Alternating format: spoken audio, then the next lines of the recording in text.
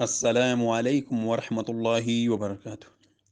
الحمد للہ رب العالمین والعاقبۃ للمتقین والصلاة والسلام علی سید الانبیاء والمرسلین اما بعد۔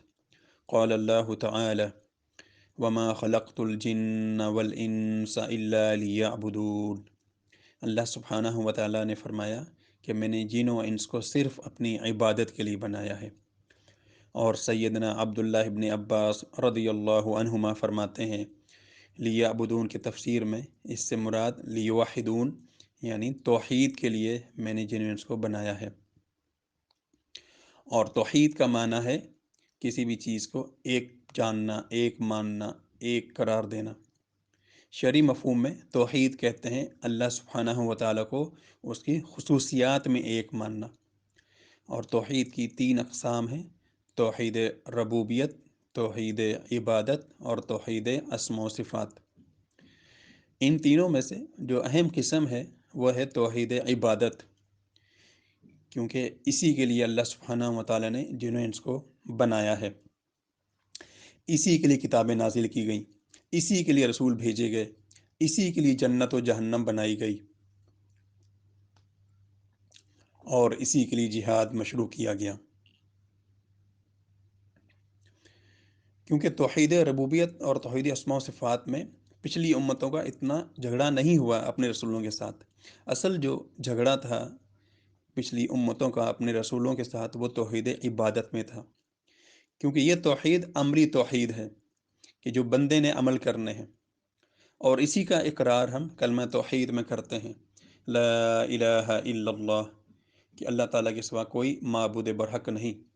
مسلمان اسی کلمے میں اقرار کرتا ہے کہ ہر قسم کی عبادت صرف اور صرف اللہ سبحانہ و تعالیٰ کے لیے ہے۔ اگر مسلمان اس کلمے کے معنی کو ہی سمجھ لے اور اسے پتہ چل جائے کہ اس کلمے کا معنی یہ ہے کہ ہر قسم کی عبادت کا مستحق صرف اور صرف اللہ سبحانہ و تعالیٰ ہے، تو وہ شرک سے بچ سکتا ہے۔ لیکن جہالت کی بنیاد پر لوگ کلمے کے معنی سے ہی ناواقف ہوتے ہیں، جس کی بنیاد پر وہ شرک میں مبتلا ہو جاتے ہیں۔ تو جو عبادات ہیں ان میں سے ایک اہم عبادت استعانت، مدد طلب کرنا بھی ہے، جس کی اہمیت کے پیش نظر اللہ سبحانہ و تعالیٰ نے استعانت کو الگ سے بیان فرمایا، جب اللہ تعالیٰ نے ارشاد فرمایا سورۃ الفاتحہ میں ایاک نعبد و ایاک نستعین، کہ ہم اس میں اقرار کرتے ہیں کہ ہم صرف آپ ہی کی عبادت کرتے ہیں اور آپ ہی سے مدد طلب کرتے ہیں۔ تو استعانت بھی ایک عبادت ہے، مدد طلب کرنا عبادت ہے، لیکن اس کی تفصیل ہے۔ جب ہم بات کرتے ہیں غیر اللہ سے مدد طلب کرنے کے بارے میں، اس کا کیا حکم ہے، تو اس کی تفصیل ہے۔ نمبر 1، اگر مخلوق زندہ ہو، حاضر ہو، قادر ہو تو مخلوق سے مدد لینا جائز ہے، جیسا کہ ارشاد باری تعالیٰ ہے وَتَعَاوَنُوا عَلَى الْبِرِّ وَالتَّقْوَى وَلَا تَعَاوَنُوا عَلَى الْإِثْمِ وَالْعُدْوَانِ۔ لیکن اگر یہ مدد جائز کاموں میں ہے تو پھر جائز ہے، اور اگر حرام کاموں میں ہے تو یہ مدد طلب کرنا حرام ہے، جیسے قتل یا چوری میں کسی کی مدد کرنا یا مدد طلب کرنا، یہ حرام ہوگا لیکن شرک نہ ہوگا۔ لیکن اگر مخلوق زندہ نہ ہو، حاضر نہ ہو، قادر نہ ہو تو ایسی مخلوق سے مدد مانگنا شرک ہے۔ تو جب اہل توحید کہتے ہیں کہ اولیاء سے مدد مانگنا شرک ہے، تو اس لیے کہتے ہیں کیونکہ اولیاء دنیا سے جا چکے ہیں، وہ مدد کرنے کی طاقت نہیں رکھتے، اور وہ حاضر بھی نہیں ہیں، اور وہ مدد کرنے پر قادر بھی نہیں ہے، تو ایسی صورت میں ان سے مدد مانگنا شرک ہے، کیونکہ دعا پکار عبادت ہے، اور عبادت کا حقدار صرف اور صرف اللہ سبحانہ و تعالیٰ ہے، اور غیر اللہ کے لیے عبادت ادا کرنا شرک ہے۔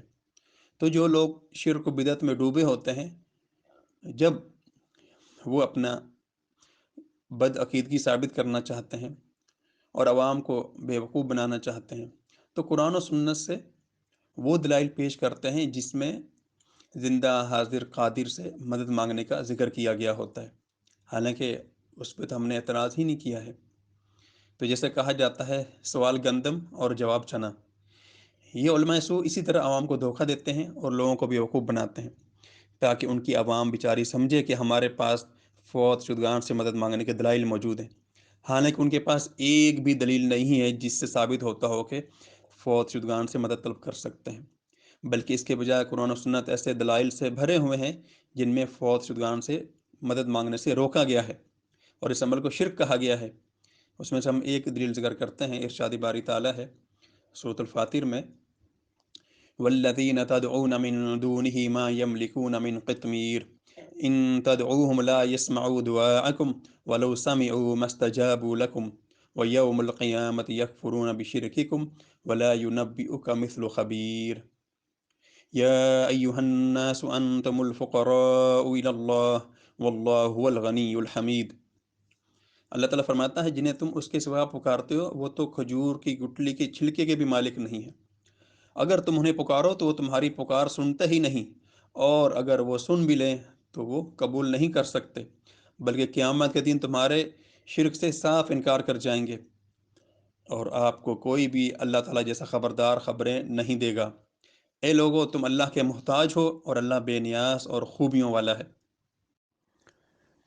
اور ہم ایک سلسلہ شروع کرنے جا رہے ہیں جس میں اہل بدعت و شرک جو شبہات عوام میں پھیلاتے ہیں غیر اللہ سے مدد مانگنے کے تعلق سے، ان کا جواب دیں گے، اور یہ ایک قسط وار سلسلہ ہوگا۔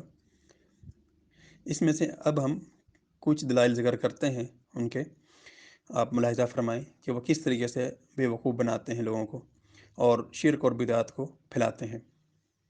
ایک سوال آیا ہے کہ سوشل میڈیا پر دیکھا جاتا ہے کہ بعض لوگ کہتے ہیں کہ ہم تو ڈائریکٹ اللہ سے مانگتے ہیں، تم مزاروں پر جا کر مانگتے ہو۔ یہ کہہ رہے ہیں کہ ایسا جملہ کہنا کیسا ہے؟ حاکم حکیم داد و دباد نے یہ کچھ نہ دیں، اعلیٰ حضرت فرماتے ہیں حاکم حکیم داد و دباد دیں یہ کچھ نہ دیں، یعنی کہ حاکم جو ہے وہ فریاد سنتا ہے۔ ہمارے یہاں تو کراچی میں تو بڑا مسئلہ حل ہے یار، مددگار پولیس کے بورڈ دیکھے میں نے 15 نمبر، تم مددگار پولیس، اسکوٹر چوری ہو گئی، المدد یا پولیس کر کے فون کرو، مددگار پولیس موجود ہے 15 نمبر پہ۔ آپ نے سماعت فرمایا کہ کیسے لوگوں کو بیوقوف بنایا جا رہا ہے، حالانکہ حاکم اور حکیم یا ڈاکٹر زندہ ہوتا ہے، حاضر ہوتا ہے، قادر بھی ہوتا ہے جب اس کے پاس علاج کے لیے جاتے ہیں، تو اس میں تو ہم نے اختلاف کیا ہی نہیں ہے، اور نہ ہی کبھی ہم نے یا ہمارے علماء کرام نے کہا ہے کہ اگر یہ زندہ ہوں، حاضر ہوں، قادر ہوں تو ان سے مدد مانگنا شرک ہے۔ یہ مدد تو جائز ہے، پہلے بیان کر چکے ہیں۔ اور دوسری دلیل جو ذکر کر رہے ہیں کہ پولیس بھی مددگار ہے، اس میں بھی لوگوں کو دھوکہ دینے کی ناکام کوشش کی جا رہی ہے کہ لوگ پولیس سے تو مدد طلب کرتے ہیں۔ جناب وہ تو زندہ ہے، حاضر ہے، قادر ہے، ان معاملات میں مدد مانگنا جائز ہے، اس میں اختلاف ہی نہیں ہے، پہلے ہی بیان کر دیا۔ اس سے فوت شدگان سے مدد مانگنا کہاں سے ثابت ہو گیا؟ اگر کوئی شخص ایسے پولیس والے کے پاس جائے جو مر چکا ہے، اس کے مزار پر جا کر کہے میری موٹر سائیکل چوری ہو گئی ہے، میری موٹر سائیکل ڈھونڈ کر دو، اور اس کا یہ عقیدہ ہو کہ یہ پولیس والے مرنے کے بعد سب کچھ جانتے ہیں اور مدد کرتے ہیں، یہی تو کفر و شرک ہے، ان سے مدد مانگنا ایسی صورت میں شرک ہے۔ نمبر 2، اگر کوئی ڈاکٹر یا حکیم مر جائے اور پھر لوگ علاج کے لیے اس کی قبر پر جائیں اور اس سے مدد طلب کریں تو یہ شرک ہے۔ نمبر 3، ہمارے اختلاف تو فوت شدگان سے مدد مانگنے کے متعلق جو شرک ہے، اور طاری صاحب نے جو سب سے پہلے دلیل دی وہ قیاس سے دی، اور قیاس بھی ایسا جو سرے سے ہے ہی باطل، کیونکہ فوت شدگان کو زندوں پر قیاس کرنا ہی باطل ہے۔ نمبر 4، حالانکہ عقیدے کے لیے تو قرآن سنت اور اجماع سے دلیل بیان کی جاتی ہے، لیکن یہ بیان کیسے کرتے ہیں؟ کیونکہ قرآن سنت اجماع تو ان کے مخالف ہیں، کیونکہ قرآن سنت اجماع سے تو یہ ثابت ہے کہ فوت شدگان سے مدد طلب کرنا شرک ہے۔ نمبر 5، اور زندوں پر مردوں قیاس کرنا ہی ان کی جہالت کی علامت ہے۔ نمبر 6، یہ اہل بدعت کا طریقہ کار ہے کہ اپنے عقیدے کو ثابت کرنے کے لیے پہلے عقلی دلائل پیش کرتے ہیں جو کہ ان کے گمراہ ہونے کی علامت ہے۔ نمبر 7، جبکہ اہل سنت پہلے قرآن سنت اور اجماع سے دلائل پیش کرتے ہیں۔ نمبر 8، ان کے گمراہ کن عقیدے میں زندہ اور فوت شدہ برابر ہے، جبکہ ارشاد باری تعالیٰ ہے وَمَا يَسْتَوِي الْأَحْيَاءُ وَلَا الْأَمْوَاتُ إِنَّ اللَّهَ يُسْمِعُ مَن يَشَاءُ وَمَا أَنْتَ بِمُسْمِعٍ مَّن فِي الْقُبُورِ، کہ زندہ اور مردہ برابر نہیں ہیں، سورہ فاتر میں اللہ تعالیٰ نے ارشاد فرمایا ہے۔ نمبر 9، اور اتاری صاحب اگر آپ کی نظر میں زندہ اور فوت شدہ برابر ہیں تو پھر اگر آپ یہ کہتے ہیں کہ وہ مدد کر سکتے ہیں تو پھر جو شخص مر جائے تو اس سے کہیں کہ خود اپنا غسل بھی کرے، کفن بھی پہنے جس طرح زندہ لباس تبدیل کرتا ہے، اور پھر خود اپنے لیے قبر بھی کھودے اور خود ہی چل کر قبر میں دفن بھی ہو جائے۔ تو جب وہ اپنے یہ کام نہیں کر سکتا اس لیے کہ اس کے اندر طاقت ہی نہیں ہے، کیونکہ اب وہ وفات پا چکا ہے، تو اسی طرح سے وہ دوسروں کی مدد بھی نہیں کر سکتا۔